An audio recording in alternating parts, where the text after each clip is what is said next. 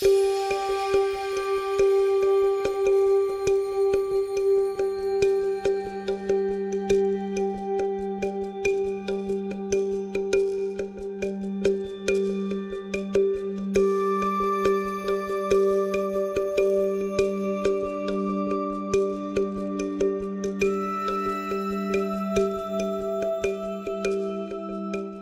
mettons en œuvre plusieurs actions dans le cadre du programme PRDA de la Guadeloupe sur la période 2014-2020.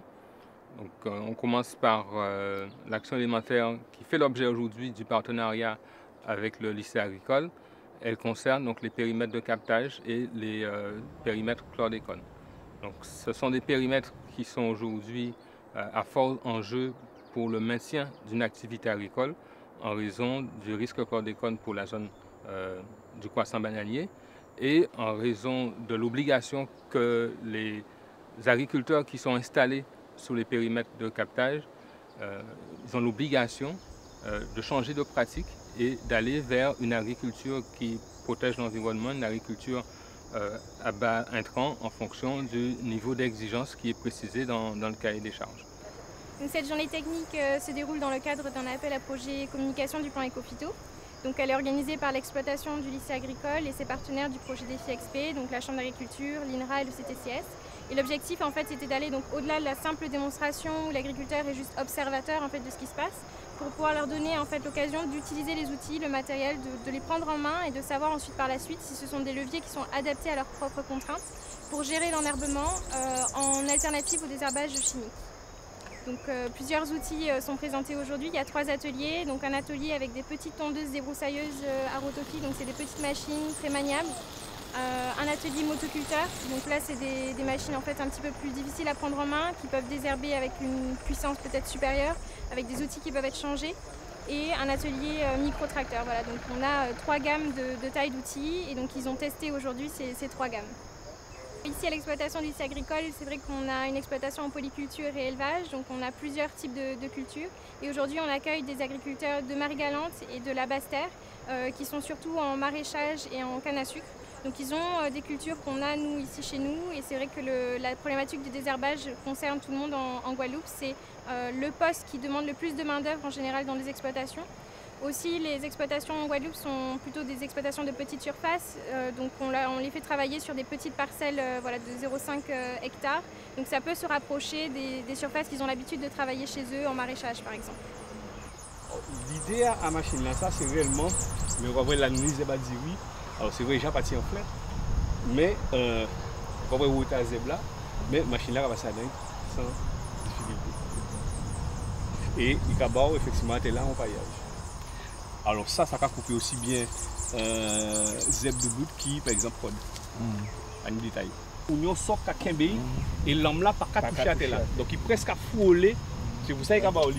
C'est pour ça qu'on va regarder. Il est capacité. Voilà. Vous voyez qu'il a coupé. Bon. Mais il ne peut pas manier. Ah ouais. C'est réellement. Et après, ça laisse ça, on peut passer fraise là. Puis. Et après, exactement. Voilà, on peut passer fraise là. Puis. Donc, ça, il y a pour lui, habitant. Voilà, donc, à un moment là, ça va passer fraise là. Ouais. Et on va détruire ces petits graines là qui cachent. Qui cachent, voilà.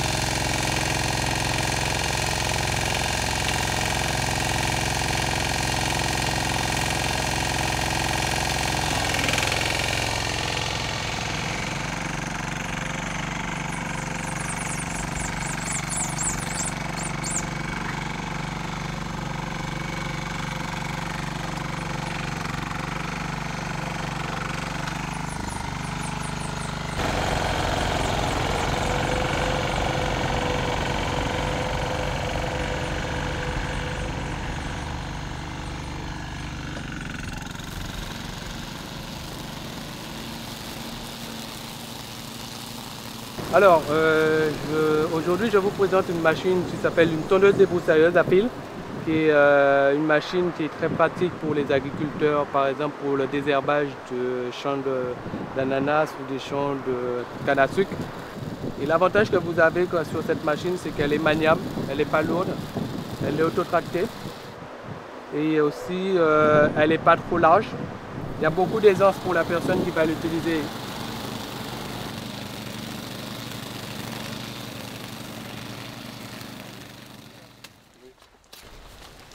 Les nouvelles techniques qu'on emploie pour le travail, on n'emploie plus les intrants.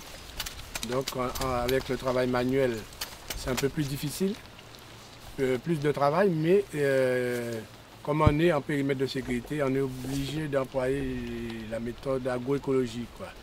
Les outils que j'ai pu voir dans la journée technique, ce ne sont pas des outils qui sont adaptés à notre sol, étant donné que nous sommes en zone montagneuse. Donc, ce qui serait le mieux pour nous, c'est la débroussailleuse. La débroussailleuse que l'on porte. Voilà, que l'on porte. Voilà.